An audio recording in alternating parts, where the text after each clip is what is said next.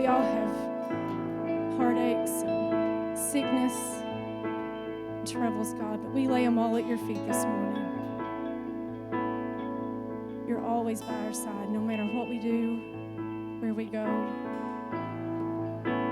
God, we thank you today that we're never alone. God, we ask that everything that's said and done here today, that it would always be to glorify your name. We ask that we are always, help us to always be a light in this community. We ask all these things in your holy name. Amen. And you may be seated. Good morning. I'd like to welcome you guys to Destination Community Church. We're glad that you're here with us today. We are talking about money for the second week in a row, and you're here again. So that's wonderful. Usually people, if they hear that you're talking about money, they don't want to show up. You see, there's this conspiracy that obviously you guys don't like it when a pastor talks about money because you think they want money for themselves or just money for their church or whatever. But here's a little secret for you guys. We don't like talking about it either. All right, it's extremely uncomfortable talking about it. It's not something that we want to talk about. We just happen to talk about it because it's something that's in the Bible, and it's something that's in the Bible a lot. So if this is your first time here today, welcome. Thank you for being here. We don't talk about money every Sunday, I promise. So I'm just letting you know that. We're in the second part of a three-part series titled Be Rich, and we're discussing what it means to act and live a life that is full of generosity. Last week, Pastor Lee asked an important question about where we find our source of happiness, and he also mentioned that our trust and our money should work together. There should be a relationship between the two. And today, what I want to discuss is the importance of greed and how we can overcome greed. Now, most of you would look at your life and you would say, I'm not a greedy person. Whenever I'm able to, I like to try to do for other people. I don't necessarily have a lot of money or make a lot of money, so I'm not necessarily a greedy person. And I would say the exact same thing. I don't think I'm a greedy person. I can tell you that I'm not because almost everything that I get goes to my wife and my kids.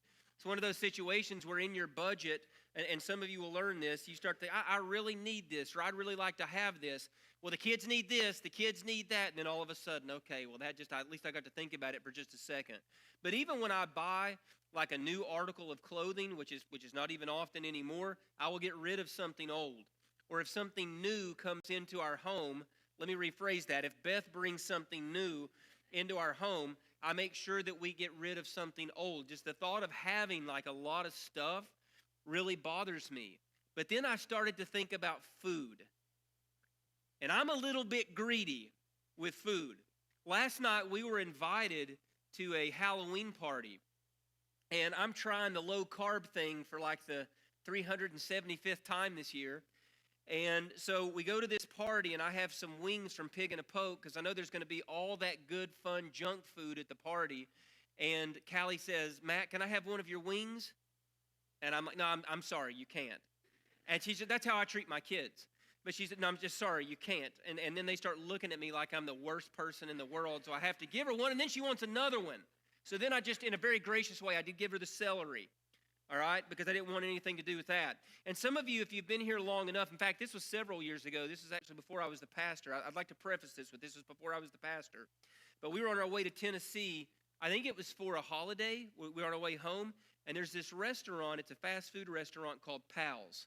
If you don't know Beth and I very well, we pretty much worship Pal's. We love it. We think it's they're all over East Tennessee. The closest one here is Norton, Virginia. So we get to Norton, Virginia, and we stop. And Beth decides on that particular trip she doesn't want any French fries. And I'm fine with that.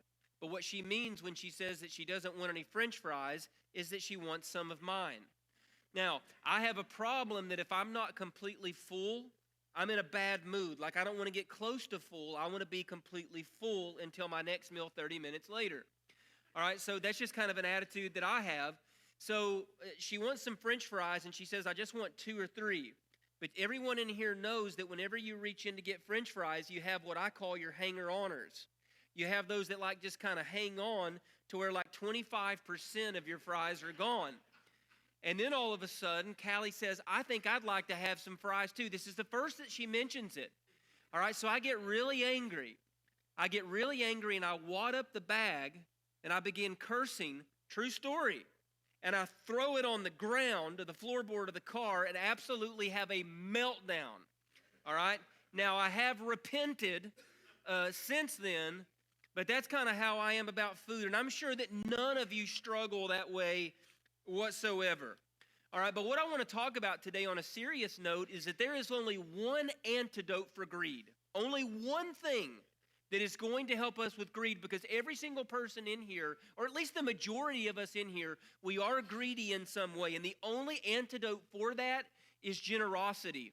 And we are given a beautiful, perfect picture of what generosity is supposed to look like. And if there's one main idea that I really want you to get today, it's this. Being rich means constantly blessing others. Constantly blessing others. We saw this in the passage that we're going to go back into today that Pastor Lee shared last week. This 1 Timothy chapter 6, 17 through 19. That's what we're going to be in today and also next Sunday. But this idea of being rich, or understanding what that means that we are constantly blessing other people in their lives. So if you have your Bible, you can turn to 1 Timothy chapter 6. We're going to be in verses 17 through 19. If you don't have a Bible, or don't have it with you today, I want to encourage you to bring it. But if you don't own one, make sure that you tell the people at guest services today that you would like a Bible. If we do run out, we can order more, because we want to make sure you have Bibles not simply for Sunday, but also that you can have throughout the week. So you can also look on your phone, or of course on the screen up here, but there's something just that's special about flipping those pages and having a Bible for yourself that's just really, really important, I still believe. All right, so you can make all your notes and all that kind of stuff.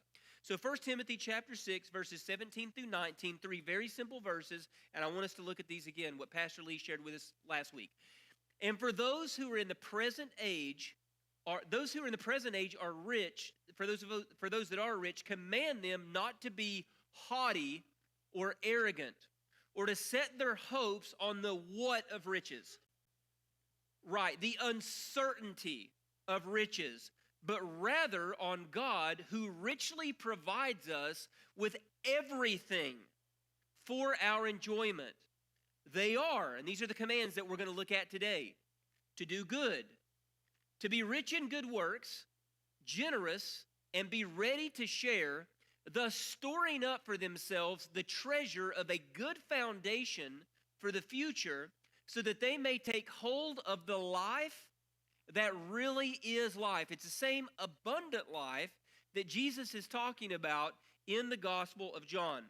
So while all three of these verses are very important, I want to focus specifically on the middle verse, which is verse 18, within the context of this entire chapter. Pastor Lee gave us an overview of all three of these verses last Sunday, and I want to take this middle verse and I want to look at it very closely. Because in this middle verse, for every person in here that calls themselves a believer or a follower of Jesus, there is something that every one of us have to understand. We can't get past it. 4 things that we are told, 4 commands that we are supposed to do. And here they are. Do good. Be rich in good works. Be generous. And be ready to share. And as you look at these, you probably say to yourself, well, this seems pretty simple. This seems like something that I'm probably already doing. This is something in my life that I can already see manifested in a really real way. You probably also look at these and say, there's probably not a lot of difference in these 4. You know, they actually, if you look at them really closely, they almost kind of seem like they could be the exact same thing, when in reality they're actually pretty different. So understanding these 4 things and being able to execute these 4 things are going to lead to a life of being rich.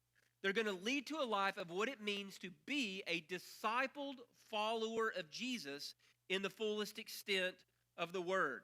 Every other form of wealth outside of this is a complete illusion. It's a complete illusion. There was an expression that I used last service. I heard this whenever I was a kid. I've never seen a hearse pulling a U-Haul. right? Some of you have heard that before, meaning that whenever we pass away and go into this next life, there is nothing that we can take with us. But some of you are confident and you fully believe that you are building a foundation here that really matters, that's going to last forever. And I'm telling you right now, it's a complete illusion, and you were made for something completely different. I'd also like to give you a warning, really, really important warning this morning. This is going to be one of the most unpopular, questioned, and radical teachings of Jesus that I'm ever going to share with you. Some of you are not going to like it. Some of you are going to hate it. And I kind of like that, all right? I enjoy that. And the reason that I enjoy that is because this deeply challenged me as I began to read exactly what this means. And as we look at what this means, it is going to deeply challenge a lot of you. But if you do want to blame someone for what this means, blame Paul or blame Jesus, because this is where the teaching initially comes from. I'm just sharing with you what we are commanded to do today. All right, the first thing that we are supposed to do is do good. All right, we are told that we are supposed to do good, and this one in itself is actually pretty simple. So the compound Greek for do good is a combination of the words beneficial and the word work. So literally what do good means is that we are all to do with our lives beneficial work. Now I'm going to say this in a way that I feel like will be a little bit more helpful for all of us that are in here today. This is what the Bible is saying. Don't be lazy or selfish with your time. Do things for other people that matter. All right? So I want you to think about what you do with your time and how it is that you actually spend your time. The emphasis here is on doing for others, especially those who are less fortunate than you. So the question that I have for you within this point that I want you to really think about, are you paying attention to others? Are you paying attention to others? Because Paul has this way that he always synchronizes everything in order. And you're going to have no understanding whatsoever of the other three if you're not understanding what it means to pay attention to other people. Another question. What is it that you do with your free time? What is it that you do whenever you're not working or you're not changing a diaper, at whatever stage of life that you might be in? What is it that you do with your free time? Do you go to the lake? Some kind of hobby like that? That's what you do. Do you drink? That's what I used to do. If I had a little bit of free time, I went out with my friends. I stayed at home, had people over. Do you drink? Do you binge on Netflix? The second that you're done with one show that's been through 7 seasons and 22 episodes a season, you get on Facebook and ask, what are y'all watching? What's next? I'm not talking to anybody in here, by the way. How do you spend your time? Hanging out with friends? Working more than you actually need to work? Shopping? On your phone? Every single second that you have that is not engaging someone in your family or a close friend, you are on your phone? We have an inability to see others if this is the way that we spend our lives. Last month, Pastor Alex took our students to work on a wheelchair ramp through Hand in Hand Ministries. Hand in Hand Ministries is one of the ministries, I see Gail back there, is one of the ministries that we're actually partnering with this Be Rich campaign that I'm going to share a little bit more about here in just a little while. All right, but he took the kids to do this. And you see, it's great to have these kids here on Sunday nights learning the Word and being together. But I'm telling you this as kids and also as adults, whenever you actually get out among people that are not like you and you really do mission work, you start to experience a different component of the gospel that you can't know otherwise. So our 13-year-old daughter is signed up to go, and she's really excited about it. But she tells us, it starts at 8 o'clock, it goes all day, and she tells us, but I've got a nail appointment at 10. Y'all know how important that is, all right? It's like, I got a nail appointment at 10, so I'll go, but then I got to go get my nails done, and then I'll try to come back. We said, no, Callie, you're not going to be able to get your nails done at 10 o'clock. I know that's important to you, but you need to stay all day, set your nail appointment for later. She wasn't very happy about it, but she set her nail appointment for 4:30. She calls us probably about 9:30, 10 o'clock. Can I change my nail appointment, or can I cancel my nail appointment? Because I'm having so much fun, I don't want to leave. Like, I'm getting to know the people that we're actually building this ramp for. I'm having fun with the other kids in our student ministry. I am doing work that matters. So she didn't even go to her 4:30 appointment because they were going to have dinner or something. So she even canceled that because she understood how important this work is. So she wanted to stay at the event longer because doing good matters. But please don't just dismiss it as doing good. This is kingdom initiative. This is gospel work. And one of the things that we're doing in this Be Rich campaign is we're giving you guys the opportunity to volunteer at several different locations. This is not just about money, but we're giving you the opportunities to place you out of your comfort zone and in situations in which you can volunteer and use your time to be rich in that way and make a difference in the lives of other people. I'll talk about some of those opportunities in just a minute. So do good, all right? That's simple enough. I think we're all good right there. The next one is be rich in good works. Be rich in in works. This is where things are going to start to get tough. And the reason things are going to start to get tough here is because this is not the American way. All right? It's not the American way. In fact, I would say it's the antithesis or the opposite of everything that you've been taught. All right? So this is what's going on. The word rich in verse 18 literally means extreme wealth. This applies to almost every single person in here. Last week, Pastor Lee said the top 1% wage earners around the world make around $37,000 a year. That means that a lot of people that are in here right now fall into the top 1% of wage earners in the entire world globally. Every person in here, every single person that's in here right now, at least falls in the top 10%, which means that every single one of us, by the standards of the entire world, are actually very wealthy. The word works comes from the Greek word ergos, which literally means, get ready for this, work. It actually means work. So this is what Paul is literally saying right here. The rich, all of us, all right, not the super wealthy, not just a handful of people that come to Destination Community Church. Every single person in here should constantly be working to use their time as well as their resources to benefit other people. You don't care much for that, do you? That's just a little bit harder. And the reason that it's harder is because we've been weaned on this bootstrap theology.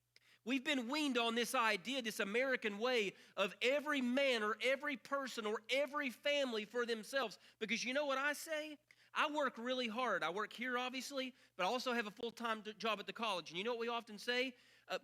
I worked for that, therefore I earned it. It's mine because I earned it. And the radical way of Jesus is the complete opposite of this, and it actually offends us.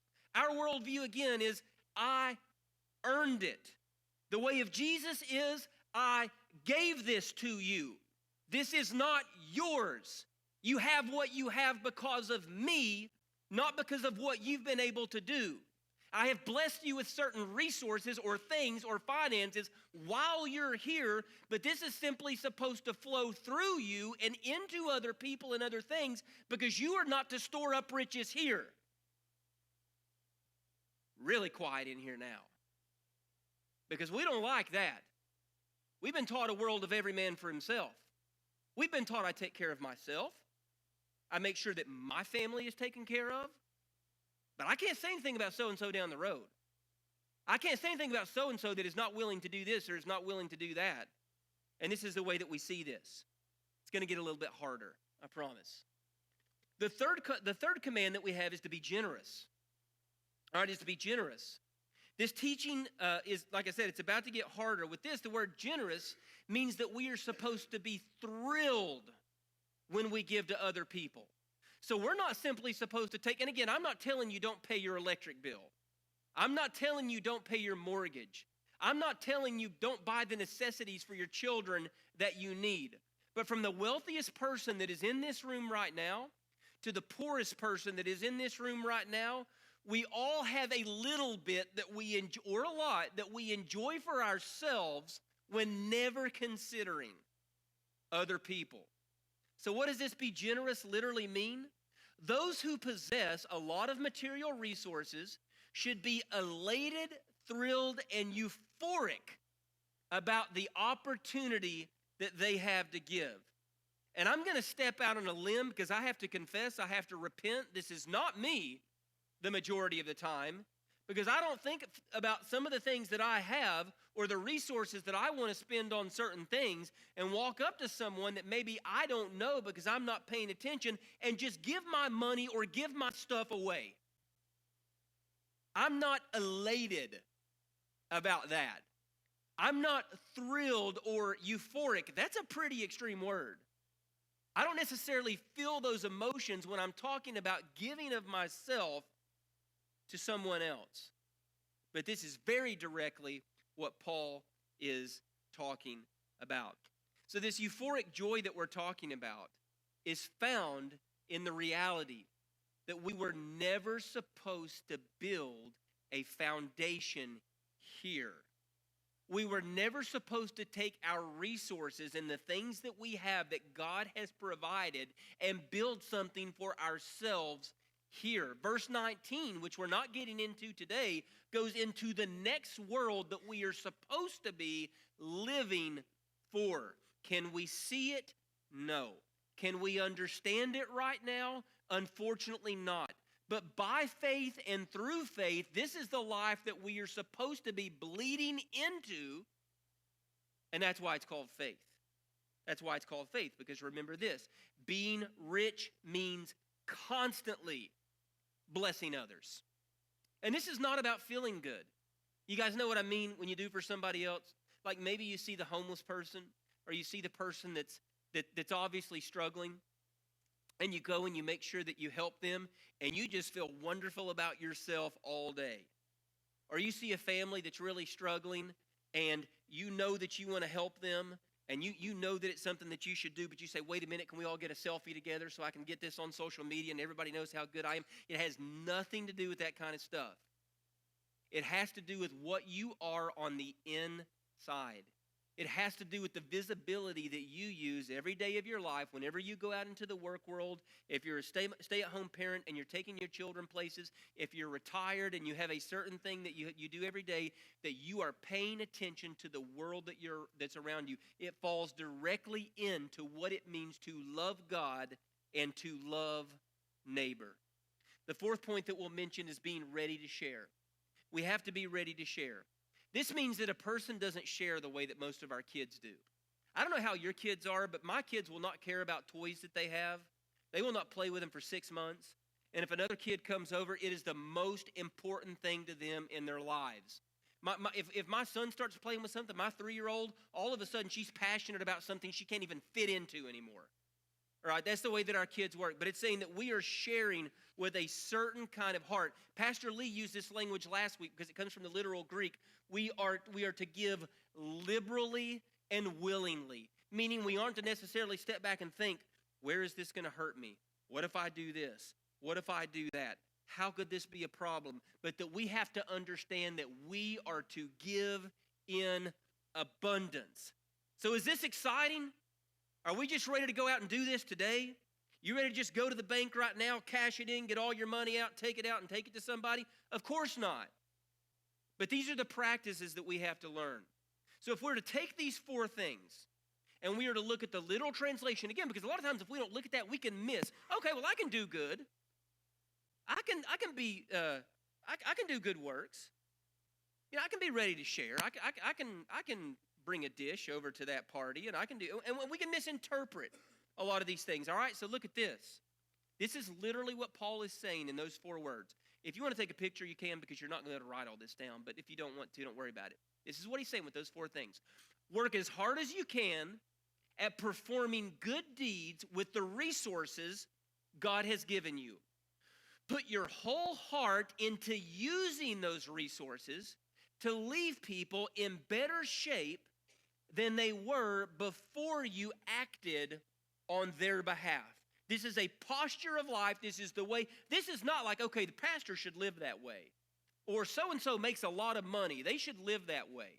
Or so-and-so's been a deacon at that church or an elder at that church or a singer at that church. That's the way they should live. No, this is all of us.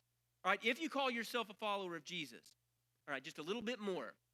You should be elated, thrilled, and euphoric about every opportunity you have to give. You should be excited about every opportunity that presents itself for you to be generous. Maybe now you understand why this is such a hard teaching. You're thinking, our pastor is a communist, we're going to fire him, all that kind of stuff, all right?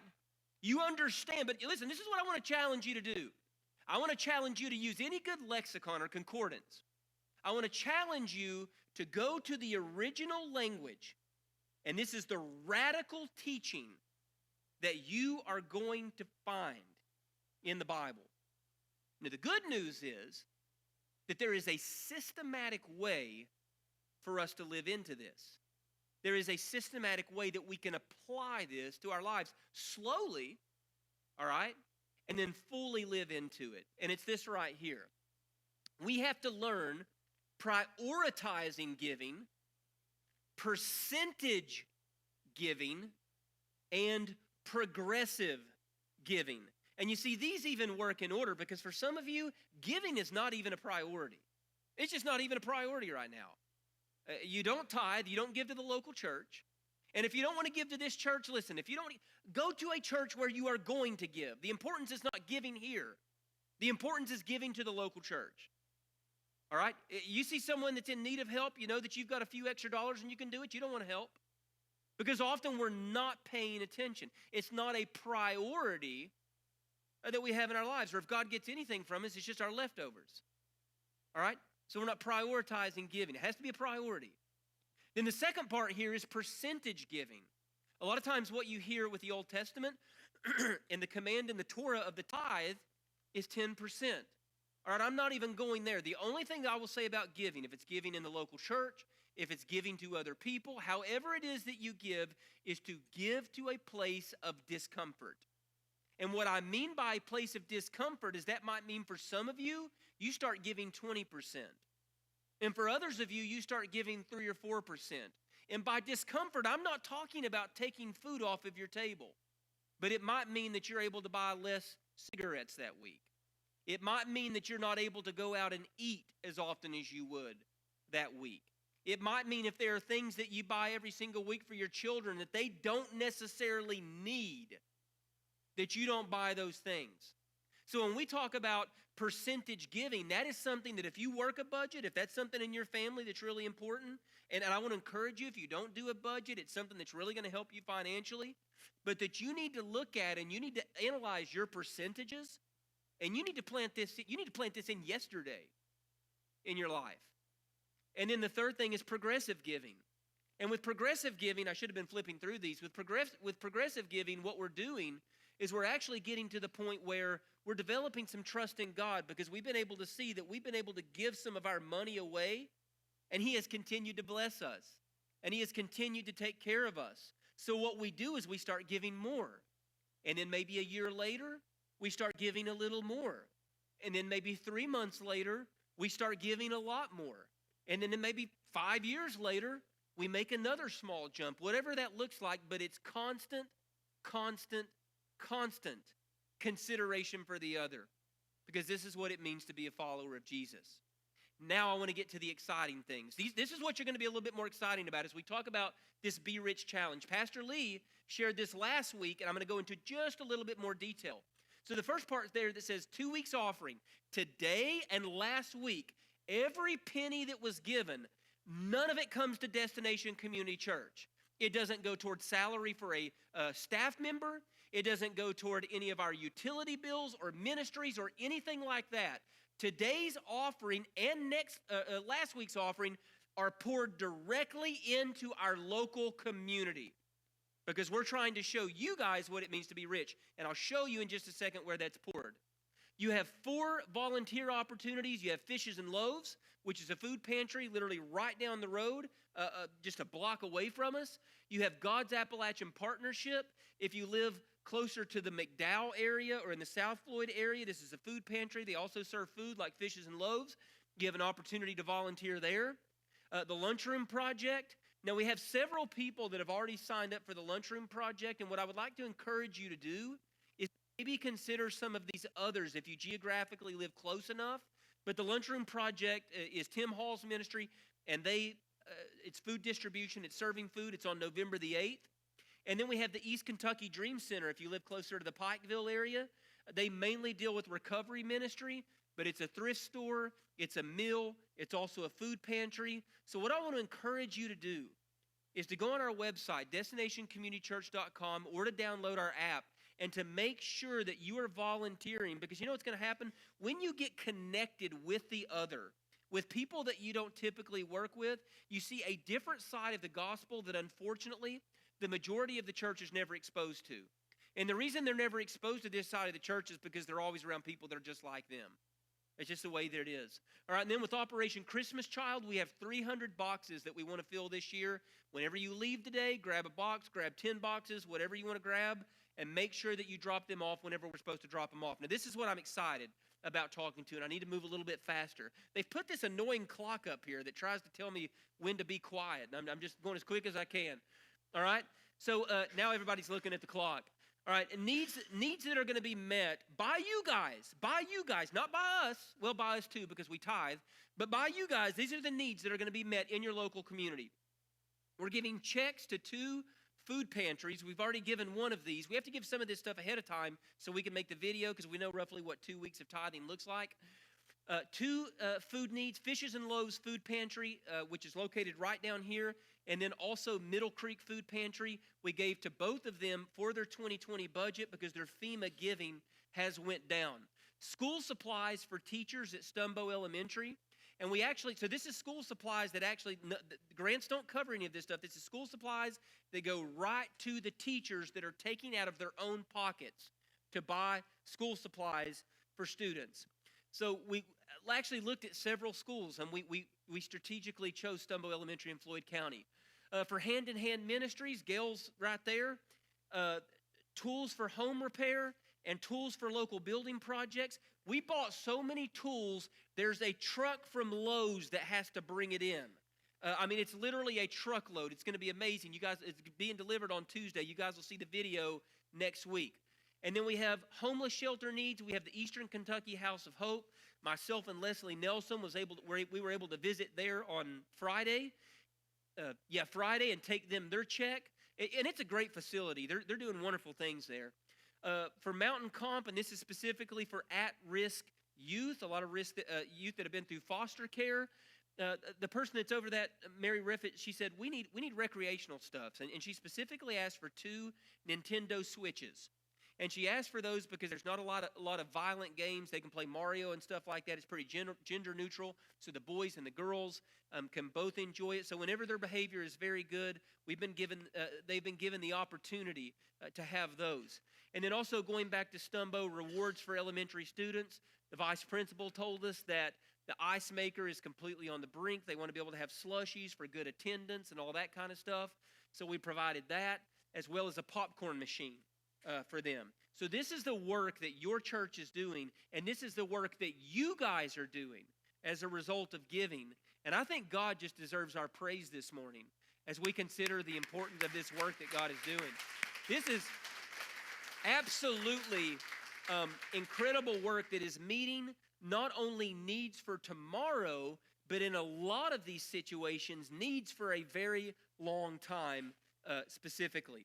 So as we go back to this, I want you to consider prioritizing giving, percentage giving, progressive giving. The question that we have as we close, are you rich? Are you living for what you can accumulate in this world, or are you living for the next world, because that's what it means to bring the kingdom here? with all heads bowed this morning and all eyes closed. I'd just like to ask you guys this morning, first, if you are willing enough to be honest,